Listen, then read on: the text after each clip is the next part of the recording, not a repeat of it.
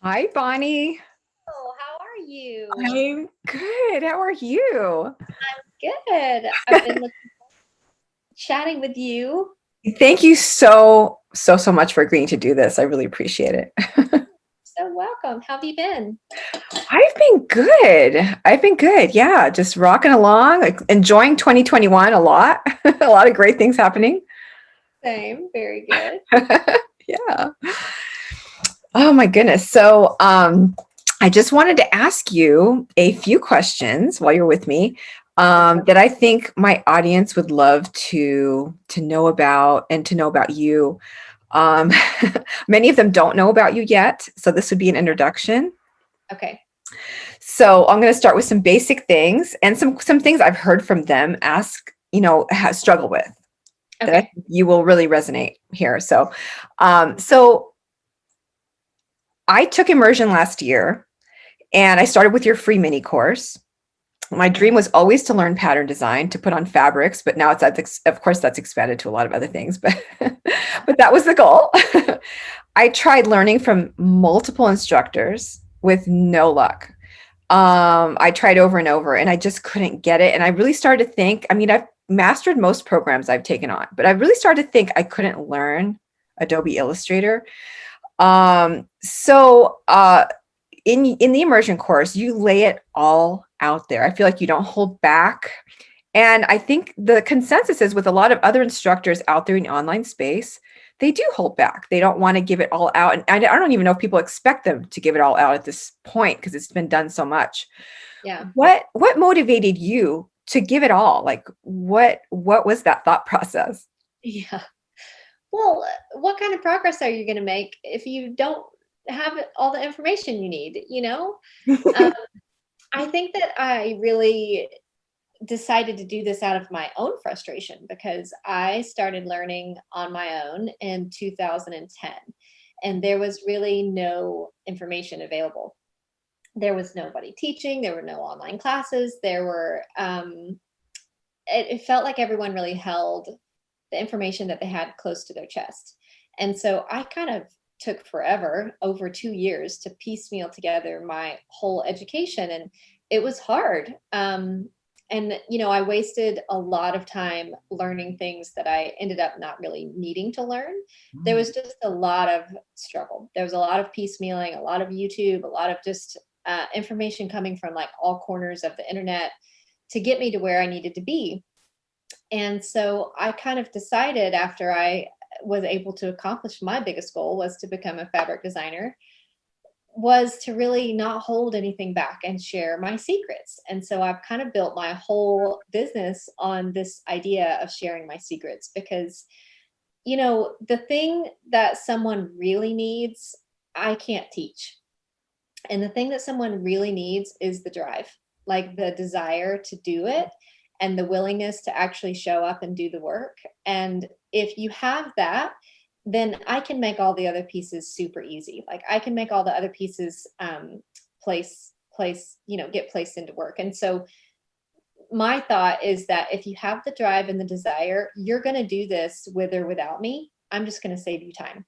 Like you'll either arrive in 2 years or you'll arrive in much less time because I will just kind of like iron it out for you. So I'm not really creating any competition. I'm just making my competition, get there faster, which is, me, I'm not competitive anyways. No, you Um, not at all. yeah, so that's been my philosophy, and I think that in turn, which it was not my original, mission or anything, but in turn what it's done is create this community of people who see that I don't hold anything back, and so they don't hold anything back, and the community is just like the most supportive and giving and loving on each other thing that I've ever seen, and it's just been a real honor to host.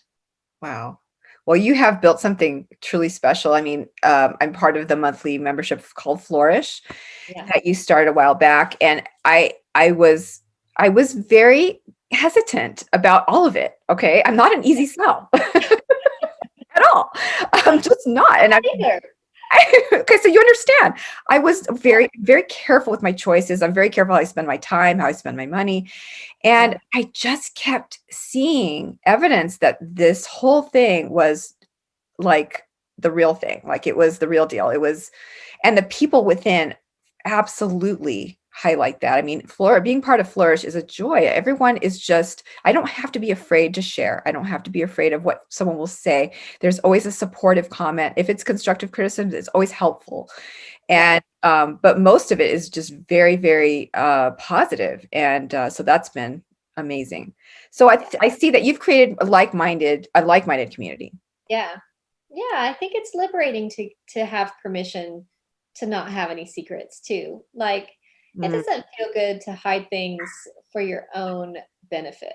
I mean, it feels so much better to just kind of uplift everyone. And it has, I've been questioned over the years. I've been questioned by some of my biggest licensors, like, are you sure you know what you're doing?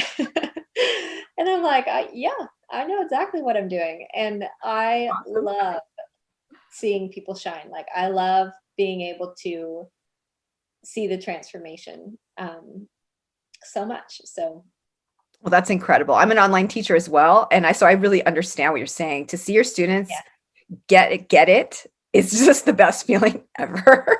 never. And at this point, I have students doing way bigger things than I'll ever accomplish. Like, and I think it's really cool to see students kind of, like I was a little piece to their puzzle and they've gone on to do incredible things. And it's just really, it's so fun.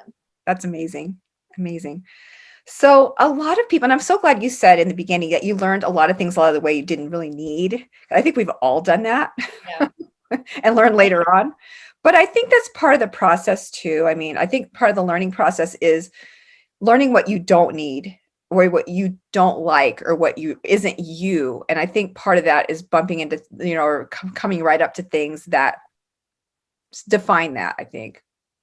I also think, though, that this is one reason why the immersion course is really special because a lot of times when people go to teach a course, they kind of put everything in the kitchen sink in the course because they want to make sure that it's valuable and it's worth what they're asking for. And they will just want to be as helpful as possible.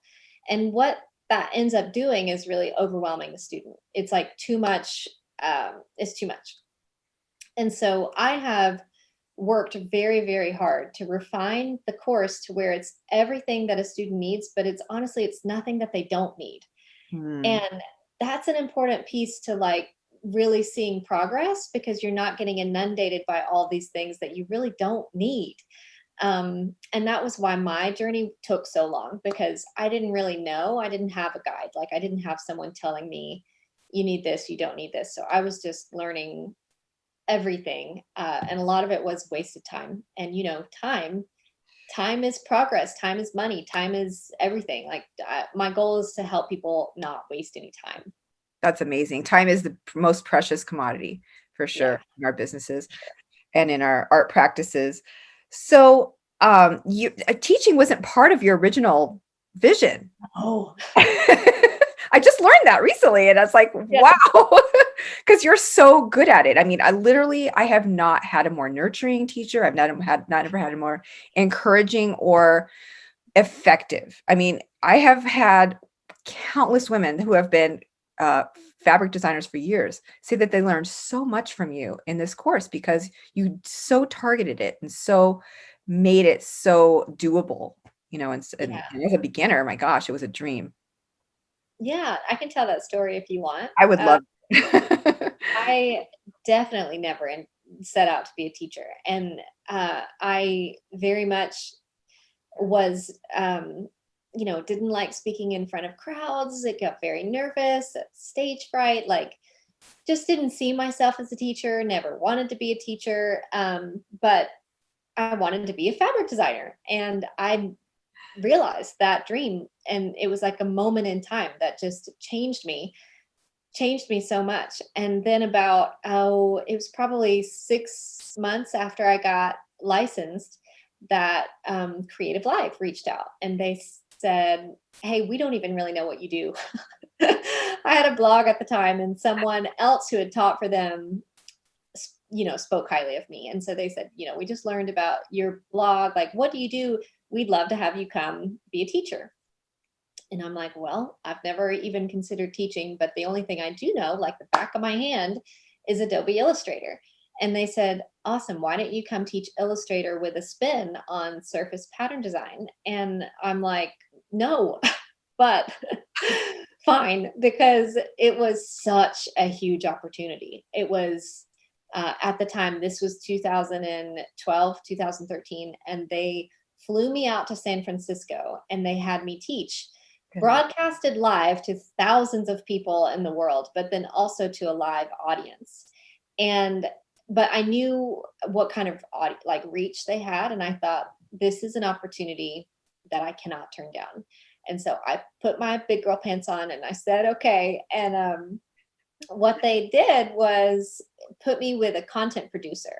And this man just changed my life. He worked with me for 6 months on what I was going to teach, but most importantly, why I was going to teach it, because I was just going to show up and open Illustrator. And he was like, no, like, why? Why is it important? What has it made come true for you in your life? And he made me understand the power of connecting and telling stories, and like, why do we learn the things that we learn? So anyways, I showed up, I taught this course. It was 3 days live. There was hair and makeup. There was lights and camera. And it was not intimidating at all. Not intimidating at all. It was honestly like the most incredible experience. So anyways, I kind of checked that one off and came back home and thought, phew, I'm done, And the thing that I really did not expect was hearing from students. I wasn't waiting to hear from students. There wasn't really even a way for me to necessarily stay in touch with students, but I started getting emails just a few weeks after the course, and then for the following several months from, in particular, it had been women from all over the world who something about the way I taught really gave them permission to follow their dream. It was like they had never considered doing what they really loved or really wanted to do for their career because, maybe they'd been told that they couldn't, or that it wasn't a good income source, or they were too old, or all different types of things. And they slowly started to follow their heart and follow their dream and do what they loved for their career. And, I heard from women who were able to stay at home with their children when they had really wanted to, but didn't think it was possible. Lots of women who quit working at a job that they didn't like, that wasn't fulfilling, to do what they really loved. Like me. Yeah.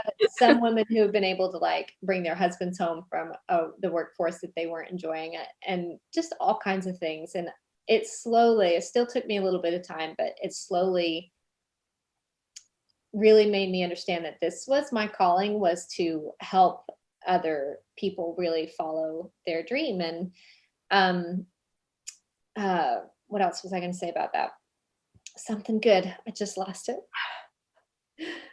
I don't remember. It'll come back to me. But anyways, it's been an incredible process to just hear from students. Oh, I know what it was. I don't know what it is, but what people tell me is that I have a way of breaking this down into a way that feels very consumable, very achievable. And so that's the part of where I didn't know I was a teacher. I didn't set up to be a teacher, but for some reason, the way that I'm able to kind of break down this really big program into bite-sized pieces allows people to actually make progress on it. And so I just keep doing what I did that seems to be working for people. I just keep doing it. Well, it's working, and it worked for me. And I want to thank you so much, because it got me past that point where Adobe Illustrator is not a simple program. And somehow you broke it down. And I literally was watching videos, stopping, doing the thing, watch the video, stop, do the thing. That's the difference in someone who comes out knowing the program and someone who doesn't. And so I urge students to watch and then implement, and don't move on to the next lesson until you got that first lesson. And then it really you're able to build on it. It was amazing. And just to have that and to have it for a lifetime, I have it forever now. So I can always go back and I do. I'm like, oh, what was that shortcut again? Or what was that thing? I mean, I have my shortcuts saved in this place where I can pull it anytime, but like the Yeah. videos, I can go into Searchy, and that's another thing. You have the Yeah. Searchy tool that I can go and type in the search bar what I'm looking for. It pops up the video. It's amazing. So it's just been wonderful. Yeah. So you have, going into the next question, you have a concept called weeds and seeds. Yeah. How did you develop that? Because it has been so helpful.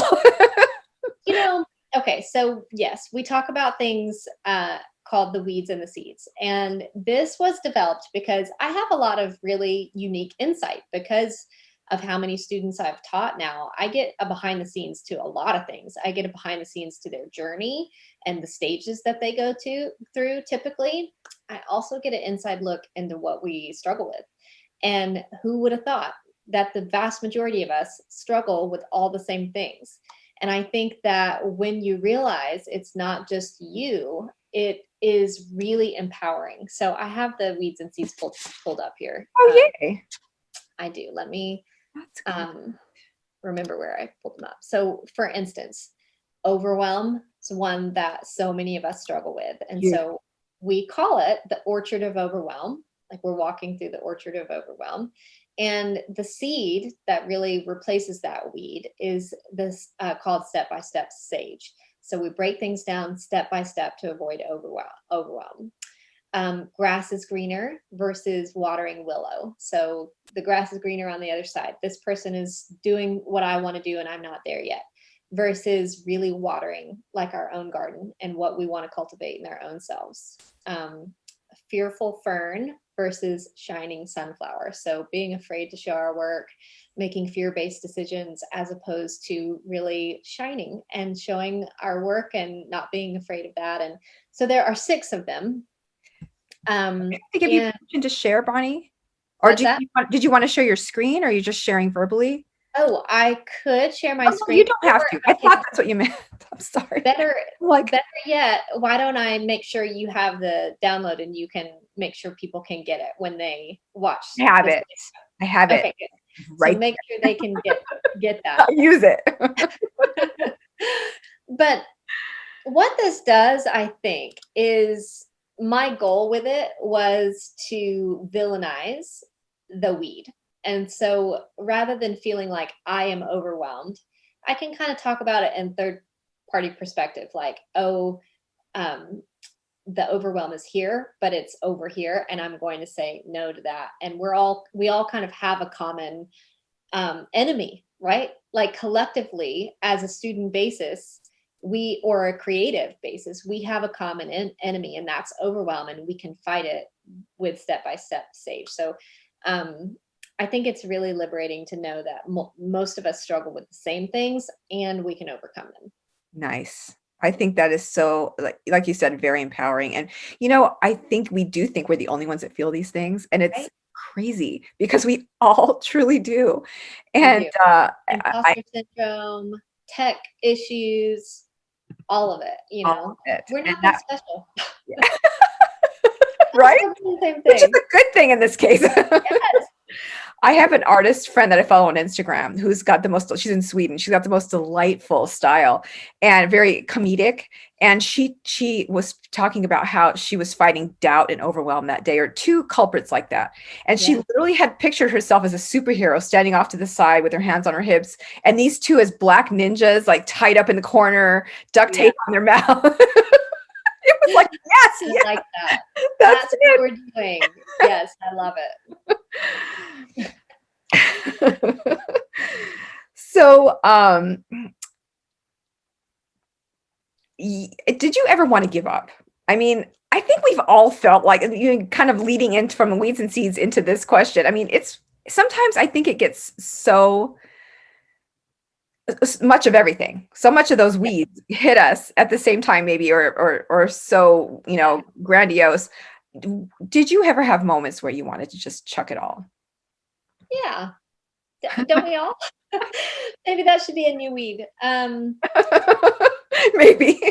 Yeah, so this is going to be a unique answer because I think most of the people watching are probably licensing, and that is a whole beast on its own. But at this point in my career, it feels vulnerable to be in front of so many people. Mm. Um, and sometimes it can feel like, is it worth it? What am I doing? And you know what always I go back to are stories of students.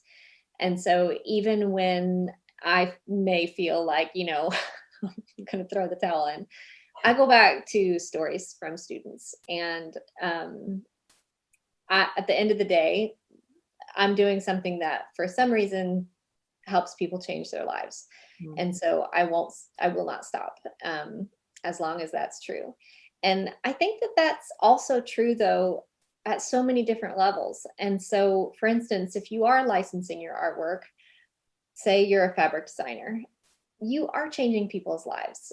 And I think it's really important to understand that creating work and putting artwork in the world is changing people's lives. And so some of the most impactful stories that I hear are from first time moms who chose my fabric to make their first baby blanket ever. Or maybe it's like I've had some stories of someone choosing my fabric to make a quilt for someone who's in the hospital and not doing well.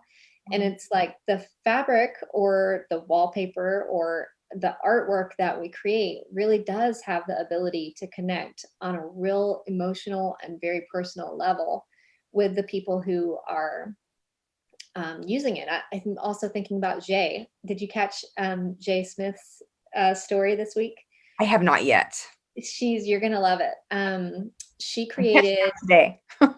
she created some prints who are connecting with people on such a deep personal level that they're crying when they come back to her to tell her like how much this print meant to them. Gosh.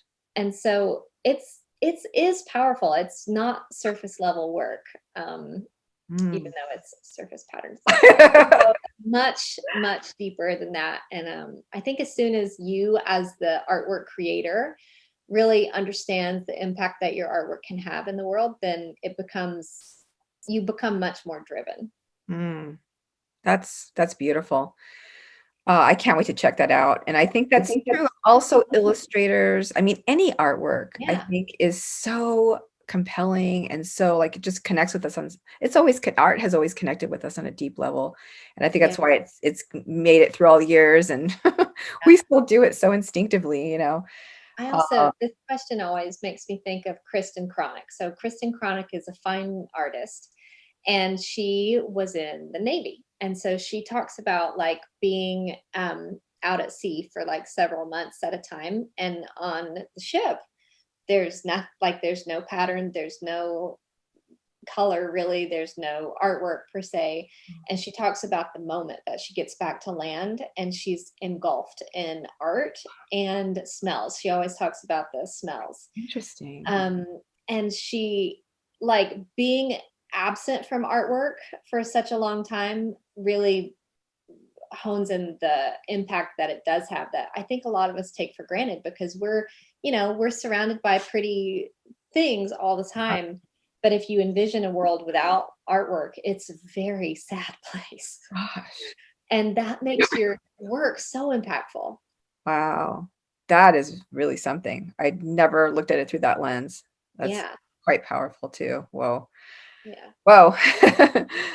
So, so you are, you don't hide the fact that you started from nothing. You started just like anyone else. Just Yeah. I actually started from negative. yeah, I mean, and many of us have and had to work our way to certain levels or points or, you know,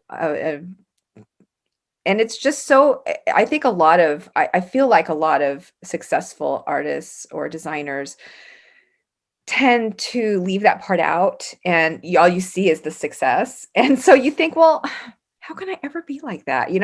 I'm just me, I'm just starting out. But I love that you infuse that into every part of your story because we do Yeah. start from nothing. We do start and sometimes negative and have to kind of barrel our way through and find our way there. And so it gives a lot of people hope, I think. And Yeah. Yeah. When I started, I had just gotten married, and we had no money. So as so many people do when they first get married. But I remember the year that I was really focused on building a portfolio. Our income that year was like the same as the poverty line in California. We were in California that year. I'm in North Carolina now, but my husband's job had taken us to California.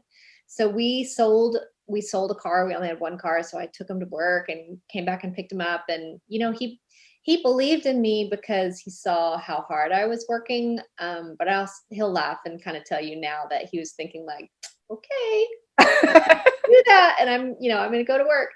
But I always felt, supported. It was just like, that's what are really you doing? sweet of him. He has always supported me. So yeah. So let's see, I always have to do this math, but I think the very first year that I was actually getting some wind under my wings, I made $12,000. And for the whole year, which is not nothing, but it's not that much either. And every year since that year, I've doubled my income every year. And Wow. the lesson that I want to teach is one of consistency. And so every person who seems successful likely has years and years of consistency under their belt that you might not have seen. And I think consistency is the number one thing that I see that's different between people who are truly successful and people who aren't, is because whether, it's seen or not, I'm consistently showing up over and over and over and over again. And what this does is it builds trust, first of all, trust with the people around you, but also trust with the people who are interacting with you, because they trust that you're not going anywhere. If I ever go anywhere, you better be worried about me, because I just keep showing up. And then the second thing is that if you really do chip away consistently, I mean, there really is nowhere to go but up. There's no other way to go. But I can't tell you how many times I've seen someone kind of, try a little bit, take a couple of weeks off, try a little bit, and 6 months in the road, they haven't made it within 6 months, and so they give up. And that's not how you're going to get there. Yeah. Yeah. Immersion was really for me about really doing every step, every single one. And you go so in depth into the business, into the marketing. I mean, it's not just pattern designing. It's Yeah. the whole enchilada. So Yeah. Yeah. I think a lot of people who go to art school, I can't speak for, art school collectively, but I have heard from so many students who go to art school and they leave with the ability to create art, but they don't leave with the ability to build a business. And so part of my story is that I went to business school, and then I spent some time kicking myself because I really wish that I had gone to design school. But over the years, it has served me well. And I'll never forget when I was like 21, I walked into an art gallery, and I don't know what got us on this conversation, but the man who owned it said, you can be the best artist in the world, but if you don't know how to market your work, you'll never make it. And likewise, you can be a mediocre artist, but if you know how to market your work, you will make it. And so marketing and understanding how to grow a business and be an entrepreneur is really vital to your success. And so I'm sure to teach that as well. that's amazing. What a great lesson to learn early on. Yeah. And Yeah. I think I was lamenting to him about going to business school now that I'm thinking about it. I think I was like, I really wish I would have gone to art school. And he made me totally reframe that for myself. because really business school, I think ended up working in your favor. I think it did. Though, Yeah. back then, what I think it really did was teach me how to learn. Because at the time, they weren't really teaching anything that was super tangible for me. And like now, it was more like corporate kind of stuff. Yeah. But it did certainly teach me how to learn and consume information and apply it, Yeah. And I think maybe from the corporate perspective, because I understand that one well, Yeah. um, it taught you maybe how to present, Yeah, you that's know, true. how to frame things, like how to Yeah, I can make forms. I can make, you for know, sure. I'm good in business meetings. I'm good at, speaking to people now, which was Yeah, really hard for me in the beginning. right. It helps you get comfortable being uncomfortable because you have to do uncomfortable things, Yeah. and It's like if it's I don't show up, I'm not getting paid. So I just better, right. I'm not getting my degree or whatever. So Yes, it was a great lesson in discipline too, and learning how to do the work that's and yeah. yeah. Sorry. Um, so what do you think as a growing brand and a successful brand now, what do you think is your biggest challenge? Or what kinds of challenges do you face? Yeah. I like this question. I don't really get to speak very often about having a business at this level. And one of the biggest things that I've needed recently is simply help. It's just been help. And so you probably know, as the business has grown, I've been it's we at some point we moved from like a one woman show to where we're doing everything, to where we really, in order to continue, need to refine in order to do the things that only I can do. And if there's anything I'm doing that someone else could do, is like outsourcing that. So, I have Tessie, who's our community Yes. director, who helps me so much with and she's way more than that though. She's basically like, she does so much. But anyways, I think that one of the things that I have to be really intentional about is staying close to the person that I'm serving. I think that this is where a lot of businesses go wrong as they grow, is that as you begin outsourcing things, you really have kind of a wall in between you and the direct person that you're speaking to, because you're not necessarily maybe in the inbox as much as you were. You're not reading comments as much as you were. And I think it's important for me to stay super in tune and connected directly to the student or the person who's coming into my world, because it's about a relationship. It's about really getting to know that person and understanding where they're at and how I can truly help. Because if ever I feel like, oh, I know how to help them without really listening, I'll lose it. Hmm. Yeah.